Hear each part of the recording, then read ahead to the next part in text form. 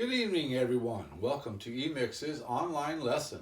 Today, we'll be focusing on some verbs that play an action, such as sports or activities. The three verbs that we'll be focused with today are play, do, go. These will connect with activities and sports. So let's get a little understanding of how to use the verbs. Let's start off with play. Play, and this is also in general, okay? Play, used for most ball sports and games, often related to team sports, competition, okay? While we have do, this is generally used for exercising your body, often an indoor activity or sport.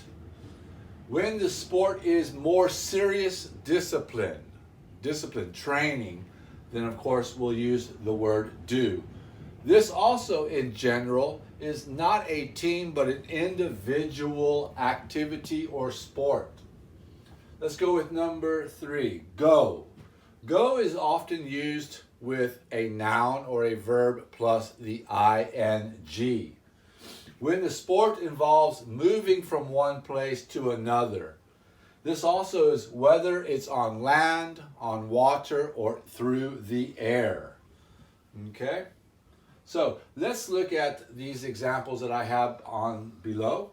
We'll put play as number 1, do as 2, and go as 3. By following the definitions here, let's look at camping. Camping. We can quickly recognize ing, so we can recognize the go. It is a noun, camp, plus ing. It involves to be moving on land. Okay, so let's put a 3 on here. Go camping. Let's look at aerobics. Aerobics. Now, aerobics is a discipline, or it is an indoor activity as well. So we're going to be using number 2. To do, aerobics. Baseball. Very easily we know and we recognize this uses a ball. So what ball do we use? The play. Most ball sports. So playing baseball. We'll put a 1. Next, we move on to exercise. This is often an individual, and it is a discipline to do. So we're going to go with, of course, do exercise. Let's go to our next. We have swimming. So swim is the noun, of course. Swimming, ing.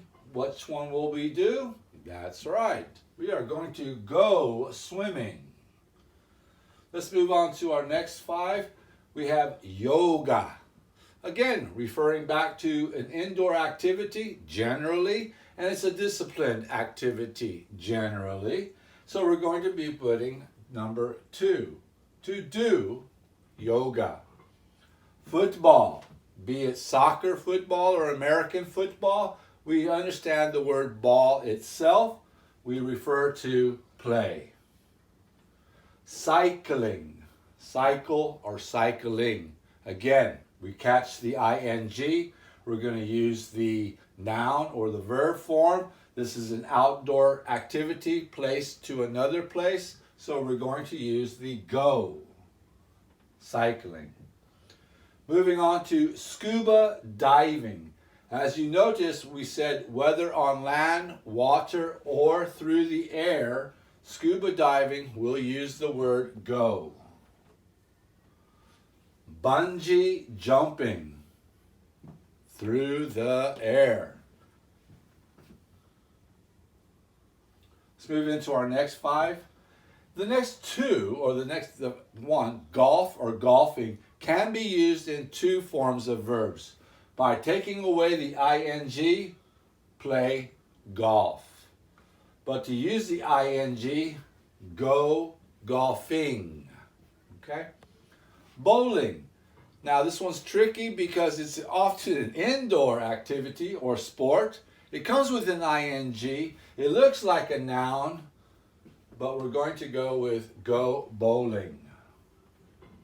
even though it is a ball, but in general, most ball sports different.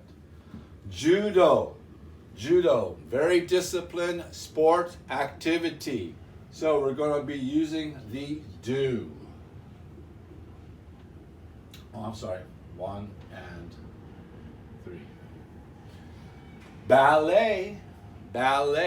So ballet is often another indoor activity. We're going to say do ballet. Cards. It's an activity. It's a table game, often an indoor activity. We're going to play cards. Okay, this one's a little tricky. It is a game. Okay. Chess, likewise as cards, it is kind of like a board game. So we're going to use that one also as play, to play chess. Snorkeling. This is in the water. So we're going to go snorkeling. Referring back to chess and cards is a board game, Monopoly, Life, so forth. We're going to be doing play board games. Dancing. Here we have an indoor or outdoor activity. We're going to focus, that one is not play, not do, but we're going to go dancing. And finally we have archery. Often it is an outdoor activity. We're not going to play because it has no ball shape, so we're going to do archery. Okay? Hopefully this meanings will help you better understand how to use the correct verb form for any sport or activity. Thank you very much.